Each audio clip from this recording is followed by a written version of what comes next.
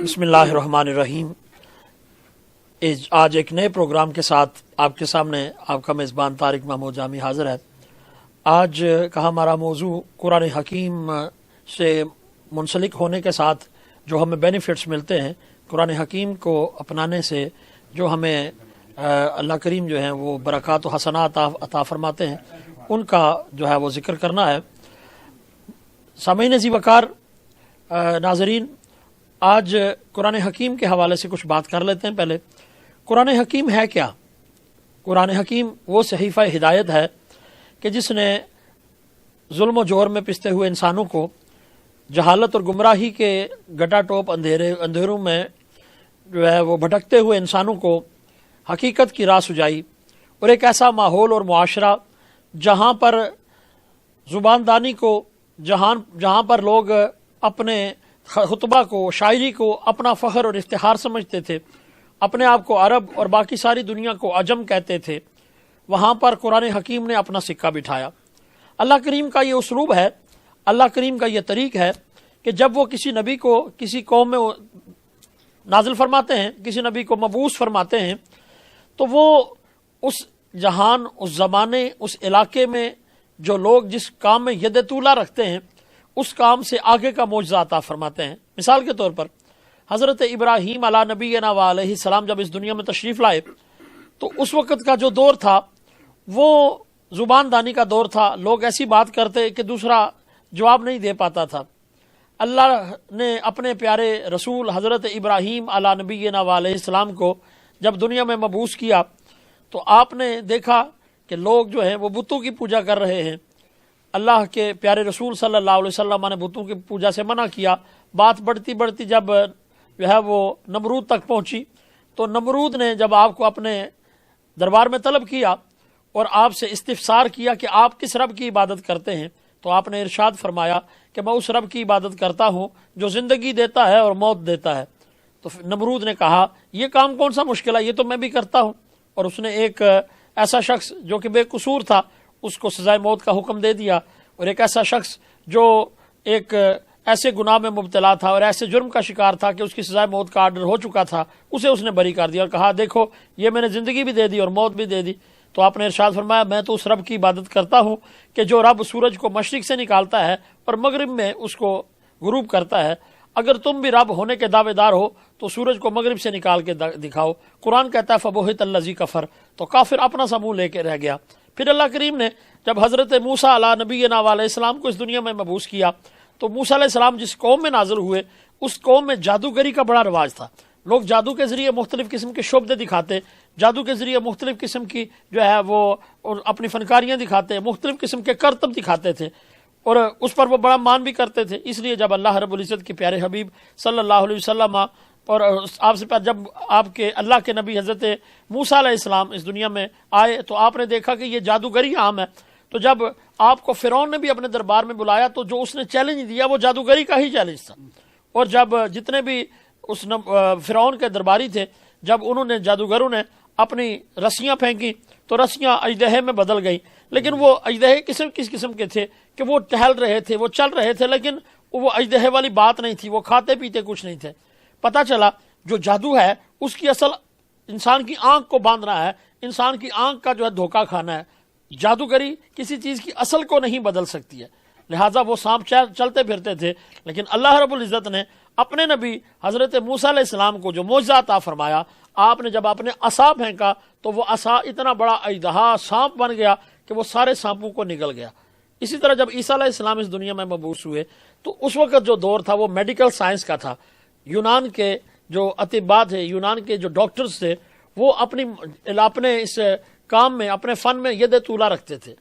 हर किस्म का एक बीमारी का इलाज किया जाता था। कोई बीमारी ऐसी नहीं थी जिसका इलाज यूनान के हकीम नहीं कर सकते थे। आज भी तिब्बे यूनानी दुनिया में मशहूर है, लेकिन 3 काम ऐसे थे जिनका इलाज वो नहीं कर सकते थे। एक काम ये था कि वो मादरजाद अंधा, जो बच्चा माँ के पेट से ही अंधा पैदा होता, उसे वो आँख नहीं दे सकते थे। और वो शख्स जो कोड़ी का बीमार हो जाए, जो ताउन का शिकार हो जाए, उसे वो तंदुरुस्त नहीं कर सकते थे। और तीसरा, जो शख्स मर जाए, मौत का इलाज उनके पास नहीं था। لیکن اللہ نے جب اپنے پیارے نبی حضرت عیسیٰ علیہ السلام کو دنیا میں مبعوث کیا تو آپ کو یہی 3 معجزے سب سے پہلے عطا فرمائے کہ آپ کوڑی کو جو ہے وہ درست کر دیا کرتے تھے، مادرزاد اندھے کی آنکھ پر ہاتھ پھیرتے تو وہ بینا ہو جاتا، اسی طرح جو مردہ ہوتا آپ اسے کم باذن اللہ کہہ کے کھڑا کر دیتے۔ جب اللہ کے پیارے حبیب صلی اللہ علیہ وسلم مبعوث ہوئے، جب آپ عرب میں تشریف لائے تو عرب کہتے ہیں بولنے والے کو، عرب اپنی زبان دانی پر، اپنے شعر کہنے پر، اپنے قصیدے کہنے پر اس قدر نازاں و فرحاں تھے کہ وہ اپنے علاوہ باقی ساری دنیا کو عجم یعنی گونگا کہتے تھے۔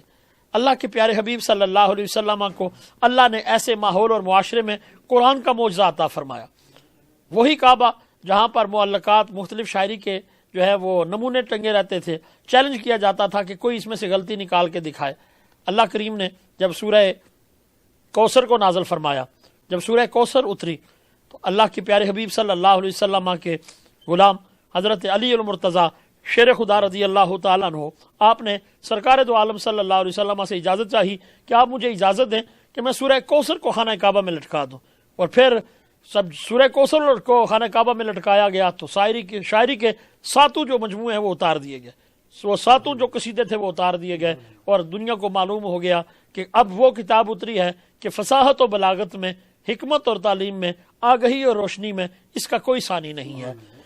مرور زمانہ کے ساتھ ساتھ جو زمانے گزر رہے ہیں، لوگ اس قرآن سے فیض اٹھاتے جا رہے ہیں، اور قرآن نہ صرف بلاغت، نہ صرف صرف و ناو، نہ صرف اپنی فصاحت اور اپنی زباندانی کے لحاظ سے، بلکہ اپنے اندر پائے جانے والے علوم، اپنے اندر پائے جانے والی حکمتیں، اور اس میں جو مضامین کی بوکلمونیاں ہیں، مختلف رنگینیاں ہیں، اس کے حوالے سے بھی یہ ایک شاہکار ہے۔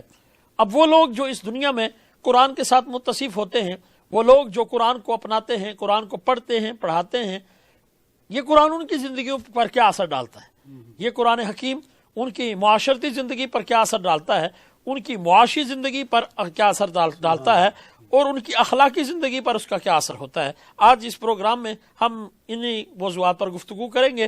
پروگرام کا آغاز کرنے کے لیے ہمارے ساتھ آج موجود ہیں عالم اسلام کے عظیم قاری، جن سے آپ پہلے بھی واقف ہیں، جو پہلے بھی اسٹوڈیوز میں تشریف لا چکے ہیں، ہمارے جانے پہچانے، بلکہ اس نہ صرف یونائٹڈ اسٹیٹس آف امریکہ میں بلکہ عالم اسلام میں ایک نابغہ روزگار شخصیت جناب قاری سید شرافت علی صاحب آج پھر ہمارے اسٹوڈیوز میں موجود ہیں۔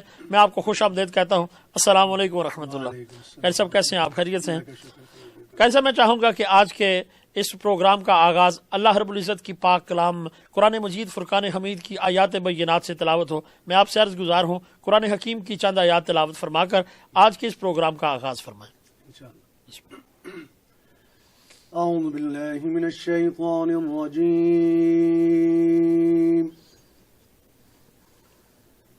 بسم اللہ الرحمن الرحیم،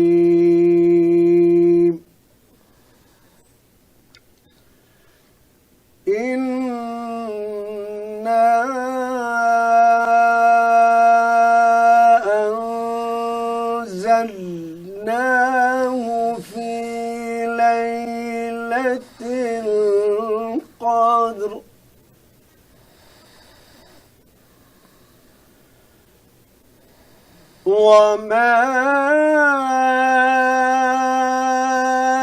أدراك ما ليلة القدر سبحان اللہ، سبحان اللہ۔ ليلة القدر خير من ألف شهر سبحان اللہ۔ تنزل الملائكة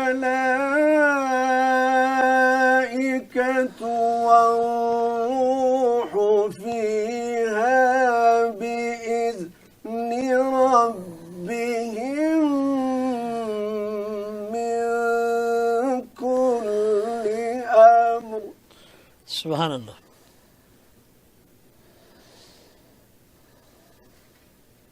بإذن ربهم من كل أمر سلام سلام هي حتى مطلع الفجر صدق الله العظيم وبلغنا رسوله النبي الكريم. ناظرین کرام، قرآن مجید فرقان حمید کے 30ویں پارہ کی سورہ قدر کی تلاوت فرما رہے تھے جناب قاری سید شرافت علی صاحب. اللہ کریم قاری صاحب کا پڑھنا، ہمارا سننا اپنی پاک بارگاہ میں مقبول و منظور فرمائے. قاری صاحب، جہاں آپ قرآن حکیم کی تلاوت بہت عمدہ فرماتے ہیں، وہیں آپ آقا نامدار صلی اللہ علیہ وآلہ وسلم کی نعت پاک بھی خوب پڑھتے ہیں. اگر سرکار دو عالم صلی اللہ علیہ وسلم کی نعت پاک کے چند اشعار ہو جائیں، پھر آگے پروگرام کی طرف بڑھتے ہیں. نگاہ لطف کے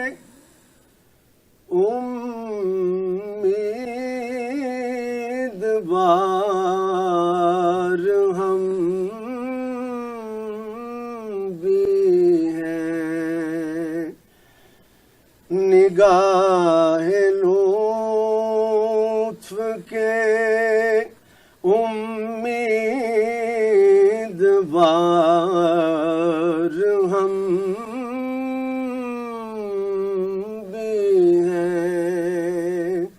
لیے ہوئے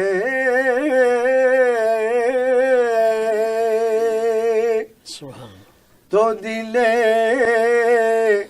بے قرار ہم بھی ہیں. سبحان اللہ. ہمارے دستے تمنا کی لاج بھی رکھنا، تیرے فقیروں میں اے شہر یار ہم بھی ہیں. تیرے فقیروں میں اے شہر یار ہم بھی ہیں. اور جو سر پہ رکھنے کو مل جائے نال پا کے حضور،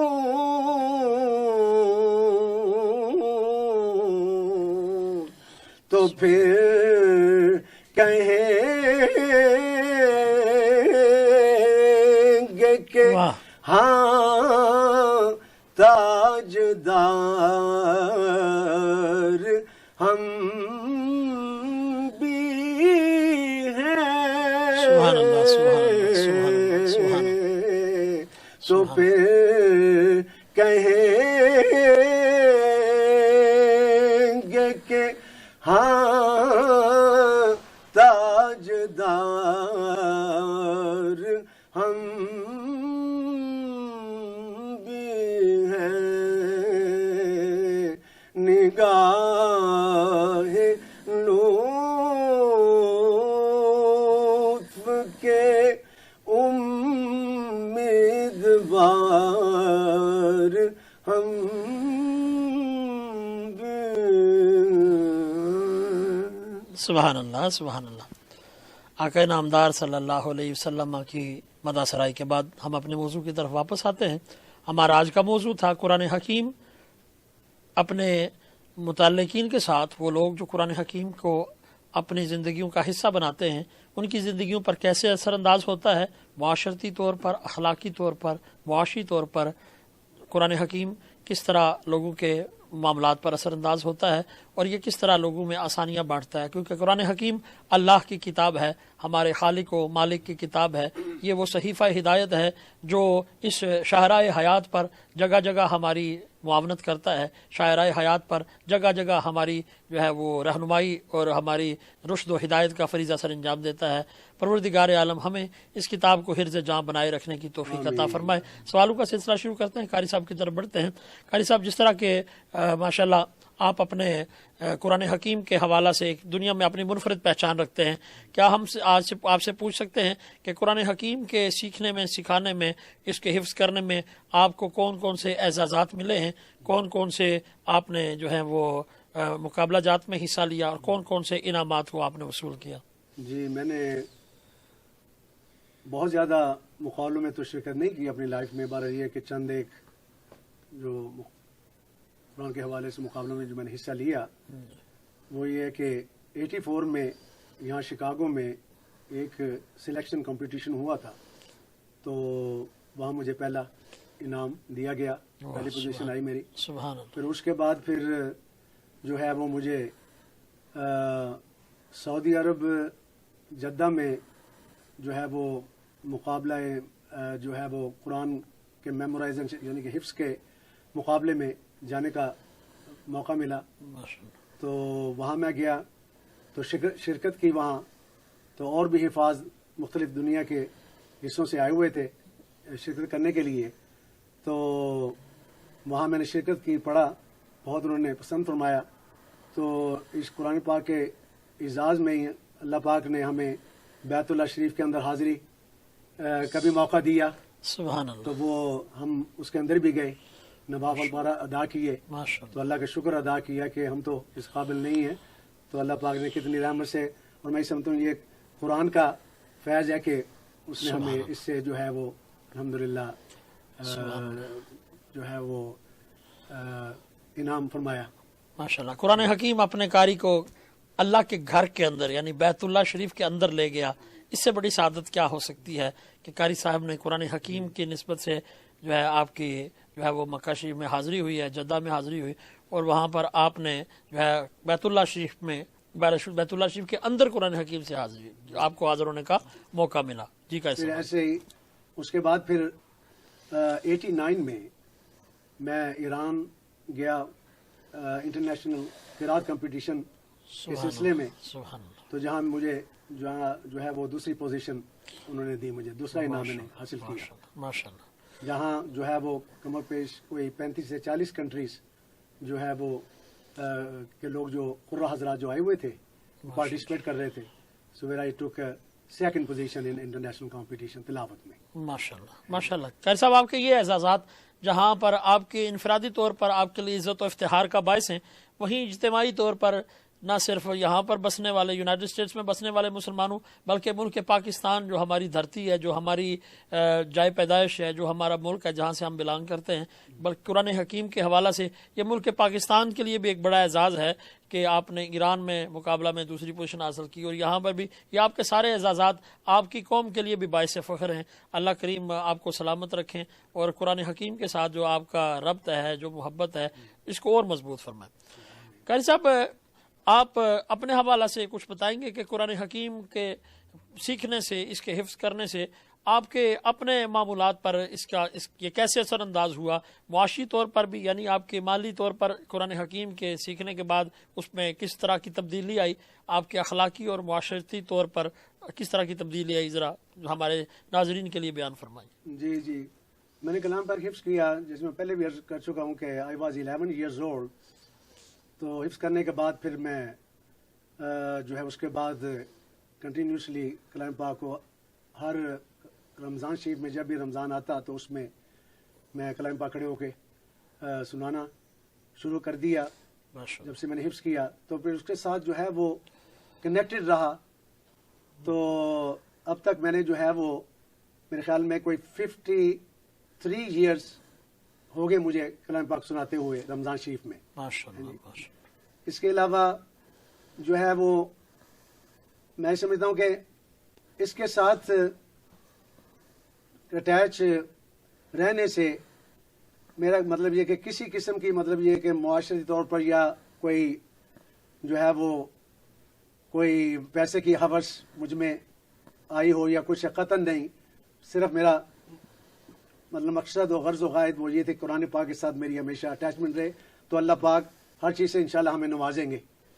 تو اس کے علاوہ یہاں امریکہ میں آ گیا بیک ان 1977 میں، اور یہاں بھی آ کر لوگوں کو یہ قرآن کا درس دیتے رہے، پڑھاتے رہے، اور لوگ بہت سارے لوگوں نے ہم سے سیکھا، سینکڑوں لوگ نے جو ہے وہ اپنی اصلاح فرمائی اور قرآن پاک کو صحیح معنوں میں سیکھا، ہر لفظ کو کہ کیسے ادا کرنا ہے، اس کے مخرج کو تجوید کے ساتھ۔ تو میں سمجھتا ہوں کہ ان کو جو ہے وہ جو بینیفٹ ملا وہ یہ کہ انہوں نے سیکھا اچھے استاد سے، محنت سے ان کو سکھایا گیا، ان کو بینیفٹ یہ ملا کہ انہوں نے کلام پاک کو خوب اچھی طرح سے غور سے سیکھا، پڑھا، نماز سیکھی، نماز کو میمورائز کیا، کلمے ان کو میمورائز کروائے گئے۔ تو جب بھی میں جاتا ان حضرات کی طرف پڑھانے کے لیے، باقاعدہ بچوں کو ساتھ کھڑے کر کے نماز پڑھانی کہ پیچھے کھڑے ہو تاکہ آپ کی یہ ابھی سے بچپن سے یہ عادت بنے نماز ادا کرنے کی، جی۔ تو وہ الحمدللہ اب وہ ماشاءاللہ بڑے ہو گئے، جی، برسے روزگار ہیں، یونیورسٹی میں کالج میں چلے گئے۔ ان کو بینیفٹ ایک یہ بھی ملا کہ اب انہوں نے پھر اپنے بچوں کو خود ویسے ہی تعلیم جو ہے وہ جو دی، ان کو سکھایا جیسے انہوں نے ہم سے یہ استفادہ حاصل کیا تھا۔ تو اور اس سلسلے میں الحمدللہ ان کی بھی لائف میں اللہ پاک نے بہت بہتری جو ہے وہ لائی۔ کسی قسم کا انہوں نے مدد جو ہے وہ اپنا جو ہے وہ مالی جو ہے وہ عمل کی طرف زیادہ انہوں نے اس وقت رغبت نہیں کی کہ بھئی ہمارا مشن جو ہے وہ یہ ہے کہ اس چیز کو پکڑ کے رکھنا ہے، دین سیکھنا ہے، بچوں کو سکھانا ہے۔ چونکہ یہاں بچوں کو تو کچھ پتہ ہی نہیں ہے کہ روزہ کیا ہے، نماز کیا ہے، تو ہم نے ان کو یہ فارورڈ کرنا ہے، ان کو سکھانا ہے، یہ تعلیم دینی ہے دین کی، تاکہ یہ بڑے ہو کر آگے بھی اپنی فیوچر میں اپنی نسلوں کو جاری بساری رکھیں، ان کو سکھا سکے۔ تو ان میں کسی قسم کا کوئی ایسا لالچ نہیں، کچھ نہیں۔ اللہ پاک نے ان کو اس برکت سے، قرآن کی برکت سے، اس دین کی برکت سے مال و مال کر رکھا ہے۔ ماشاءاللہ ماشاءاللہ۔ ناظرین کرام، قرآن حکیم اپنے قاری کو جہاں پر اس کی روحانی طور پر تربیت کرتا ہے، بلا شبہ اس کو معاشرے میں بھی وہ عزت اور وقار کا مقام دلاتا ہے۔ اللہ کے حبیب صلی اللہ علیہ وسلم کا جو ارشاد گرامی ہے، خیرکم من تعلم القرآن وعلمہ، کہ تم میں سے بہتر وہ ہے جو قرآن حکیم سیکھتا ہے پھر دوسروں کو سکھاتا ہے۔ میں نے اپنی عملی زندگی میں بھی اس کا مشاہدہ کیا۔ بلا شبہ میں بھی جب دارالعلوم میں داخل ہوا، جب دارالعلوم میں ایڈمیشن لیا، تو اس سے پہلے میں نے جو میری ریپیوٹ تھی، یا اس سے پہلے جو میرا دوست احباب میں حلقہ تھا، یا جو میرے معاشرتی طور پر میری جو پہچان تھی، جیسے ہی دارالعلوم میں ایڈمیشن لیا تو وہ اس سے کہیں درجہ جو ہے وہ بدل گئی۔ میں نے اپنے خود بھی خاندان میں بھی محسوس کیا کہ پہلے گیدرنگ میں میرا جانا ہوتا تھا تو مجھے کوئی درخور اعتنا نہیں سمجھا جاتا تھا، کوئی توجہ نہیں دی جاتی تھی، لیکن جیسے ہی قرآن سے متصل ہوئے، جیسے ہی ایڈمیشن لیا دارالعلوم سے، جیسے ہی ہم اللہ کے دین کی طرف بڑھے، تو میں نے دیکھا کہ ہمارے اپنے خاندان کے وہ لوگ جو کسی کو کچھ نہیں سمجھتے تھے، وہ ہمارے آنے پہ اٹھ کھڑے ہوا کرتے تھے۔ اور پھر یہ آج تک میں یہ دیکھتا ہوں کہ میں ایون دو کہ میرے سسرال والے یہاں یونائٹڈ اسٹیٹس آف امریکہ میں ہیں، لیکن میں جب بھی اپنے گھر میں بھی کبھی سسرال میں بھی گیا تو میرے سسر صاحب اور خاندان والے ہمیشہ اٹھ کے کھڑے ہوئے، اور میں یہ سمجھتا ہوں یہ قرآن حکیم کی دی ہوئی عزت ہے۔ اور پھر اس کے ساتھ ساتھ اخلاقی اعتبار سے میں نے دیکھا کہ جب میں قرآن حکیم سے متصل نہیں تھا، جب میں دارالعلوم میں نہیں گیا تھا، تو اس وقت میرے اخلاق میں جو چڑچڑا پن تھا، مجھے بات بات پر غصہ آ جاتا تھا، چھوٹی چھوٹی بات پر لڑائی شروع ہو جاتی۔ لیکن قرآن حکیم سے متصل ہونے کا یہ اثر دیکھیے کہ اللہ کریم نے قرآن حکیم کے پڑھنے سمجھنے کا یہ صلہ عطا فرمایا کہ جو میں قرآن سے جڑتا گیا تو میرے اخلاق میں ٹھہراؤ آتا گیا، تو جو ہے وہ میرے مزاج میں وہ چڑچڑا پن نکلتا گیا۔ آج بھی ہمارے جو بچے انزائٹی کا شکار ہیں، ہمارے وہ بچے جو ڈپریشن کا شکار ہیں، ہمارے وہ بچے جو بے سکونی کا شکار ہیں، اگر وہ قرآن کا دامن تھام لیں، اگر وہ قرآن کو پڑھنا شروع کر دیں، اگر وہ قرآن کو سمجھ کر اس پر عمل کرنا شروع کر دیں، تو بلا شبہ نہ ان میں انزائٹی رہے گی، نہ ڈپریشن رہے گا، نہ ہی کسی قسم کی دماغی بیماری ان میں رہے گی۔ اس کے ساتھ ساتھ قرآن جو ہے یہ اپنے قاری کو دنیاوی اعتبار سے، یعنی معاشرتی یعنی فائنینشلی اعتبار سے بھی کمزور نہیں چھوڑتا ہے۔ میں جب دارالعلوم میں داخل ہوا تو ہماری فائنینشیل پوزیشن کوئی زیادہ اچھی نہیں تھی، ایون دو کہ جو دارالعلوم ہے انہوں نے مجھے آفر کیا کہ ہم آپ کو اسکالرشپ دیتے ہیں، کیونکہ فائنینشلی طور پر ہم مضبوط نہیں تھے۔ لیکن جو وقت گزرتا گیا، جو وقت گزرتا گیا، میں نے اپنے گھر میں بھی اس کا اثر دیکھا کہ پروردگار عالم نے اپنے اس قرآن کی نسبت سے ہمارے گھر کے معاملات میں بھی آسانیاں کرنی شروع کر دی، اور ہمارے گھر میں بھی مالی طور طور پر آسودگی چلی آتی رہی، اور پروردگار کا یہ کرم اور قرآن کی نسبت آج بھی قائم ہے، اور میں سمجھتا ہوں کہ آئے دن اس کرم میں اضافہ ہوتا آ رہا ہے، آئے دن قرآن کا یہ فیض عام ہوتا جا رہا ہے، اور اس سے ہماری زندگی میں آسانیاں آتی جا رہی ہیں۔ میں قاری صاحب کی طرف یہ سوال دوبارہ لے کے چلوں گا کہ قاری صاحب، جو قرآن نے آپ کو آسانیاں عطا فرمائی، آپ نے اس یونائٹڈ اسٹیٹس آف امریکہ میں کیسے وہ لوگوں کو آسانیاں دیں، کیسے آپ نے قرآن حکیم کی تدریس کا سلسلہ جو ہے، وہ آپ ماشاءاللہ بڑے مشہور بھی ہیں، قرآن حکیم کی تدریس کے حوالہ سے آپ کی ایک پہچان ہے، تو آپ نے کیسے قرآن حکیم کی تدریس کا یہاں آغاز کیا اور لوگ اب تک اس سے کیسے مستفید ہو رہے ہیں؟ جی ماشاءاللہ، میں جب سے یہ یہاں آ گیا تھا، اور یہ ہے کہ لوگوں کو کلام پاک سکھانے میں کافی مصروف رہا، اور یہ کہ میں خود جاتا تھا، مطلب یہ کہ فیملیوں کے گھر میں جا کر فیس ٹو فیس بیٹھ کر ان کو پڑھانا، ہوم محنت سے سکھانا، سب کچھ کرنا، ساتھ میں نماز کے لیے کھڑا کرنا، تو انہوں نے ماشاءاللہ بہت اچھا سیکھا، اور میری بہت وہ آج تک رسپیکٹ کرتے ہیں، بہت عزت کرتے ہیں، کہ بہت خوش ہیں وہ۔ پھر اس کلام پاک کی وجہ سے ان کی لائف میں تبدیلی بھی آئی، میرا بھی ہے کہ وہ اپنے جو ہے وہ کردار کے اعتبار سے بھی ماشاءاللہ کلام پاک نے ان پر اپنا بڑا اثر چھوڑا، یعنی کریکٹر وائز بھی بہت اچھے جو ہے وہ ان کا عمدہ بنا اس کی برکت سے۔ تو بہت سارے لوگوں نے اسے استفادہ حاصل کیا، اور ابھی بھی میں اس میں مصروف ہوں، ابھی بھی لوگ مجھ سے پڑھتے ہیں، لیکن اس کا بہترین طریقہ جو وہ یہ ہے کہ آپ سامنے بیٹھ کر جب تک لفظ کی پہچان نہ کروائیں، چونکہ کم و بیش ہر لفظ کی کوئی 4 سے 6 شکلیں ہیں، لفظ کا پتہ نہیں ہوگا آپ کو، ورڈ کا پتہ نہیں ہوگا، آپ اس کو آئیڈینٹیفائی نہیں کریں گے، آپ کو قرآن شریف کبھی نہیں آئے گا۔ پھر یہ ہے کہ اس کو بیٹھ کر پریکٹس کرنا، روزانہ اس کی جو ہے وہ ایکسرسائز کی ضرورت ہے، اس کو اچھا مطلب یہ کہ عمدہ پڑھنے کے لیے اس کی آپ کی فاؤنڈیشن جو ہے اس کی اسکل کو سمجھنا بہت ضروری ہے۔ تو وہ اس طریقے سے لوگوں کو یہ بتائی گئی، اور اس سے ان کو بڑا استفادہ الحمدللہ حاصل ہوا، اور اب وہ آگے چل کر اپنی جو ہے وہ نئی جنریشن کو ان کو خود سے وہ تعلیم دے رہے ہیں۔ ماشاءاللہ قاری صاحب، 53rd قرآن حکیم کا جو ہے دور اس بار کر رہے ہیں، تراویح میں سنا رہے ہیں مسلسل۔ اللہ کریم قاری صاحب کی یہ خدمت قبول فرمائے، اور بلا شبہ یہ جو آپ کے اسٹوڈنٹس ہیں جنہوں نے آپ سے پڑھا ہے، وہ آگے اس دین کو لے کر چل رہے ہیں۔ یہ ایک شمع سے شمع روشن ہو رہی ہے، ایک دیے سے دیا جلتا چلا آ رہا ہے، اور یہ ایک ایسا سلسلہ بن رہا ہے کہ جو تعلیم و تعلم کا سلسلہ یہ ہمیشہ جاری رہے گا۔ اور میں بالخصوص اپنے ان قراء حضرات سے اور ان اپنے دوستوں سے جنہوں نے قرآن حکیم پڑھ رکھا ہے لیکن دنیا کی ہمہ ہمی میں اس قدر مصروف ہیں کہ وہ قرآن حکیم کی خدمت کا فریضہ سے انجام دینے سے جو ہے وہ ہٹ چکے ہیں، میں ان سے گزارش کروں گا کہ دوبارہ قرآن حکیم کو پڑھانے کا سلسلہ شروع کریں، اپنی جو قرآن حکیم کی جن منازل یاد نہیں کہ وہ اپنی منزل کو یاد کریں، کیونکہ اللہ کے حبیب صلی اللہ علیہ وسلم فرماتے ہیں علم لا ينتفع به كکنز لا ينفق منه، کہ ایسا علم جس کو پھیلایا نہ جائے وہ اس خزانے کی طرح ہے جس میں سے خرچ نہ کیا جائے۔ اللہ نے جو آپ کو علم کا خزانہ عطا فرمایا ہے اس کے بارے میں آپ سے پوچھا جائے گا، اس لیے کوشش کریں اس کو دوبارہ سیو کریں اور آسانیاں بانٹیں، اللہ آپ کو بھی آسانیاں عطا فرمائے گا۔ پروردگار عالم آج کے اس پروگرام کو اپنے حضور قبول و منظور فرمائے۔ ہمارے جتنے بھی پس پردہ لوگ کام کر رہے ہیں، ان ہمارے پس پردہ جو ہمارے ٹیکنیشینز ہیں، اللہ کریم ان کی بھی اس کاوش کو قبول فرمائیں، اور بار دیگر پروردگار سے التجا ہے کہ اس ماہ رمضان کی ان برکتوں اور سعادتوں کو ہم سب کے نصیب میں فرمائیں، اور انشاءاللہ العزیز اگلے پھر نئے پروگرام میں ایک نئی نابغہ روزگار شخصیت کے ساتھ حاضر ہوں گے۔ تب تک کہ اپنے میزبان طارق محمود جامی کو اجازت دیجیے۔ السلام علیکم ورحمۃ اللہ۔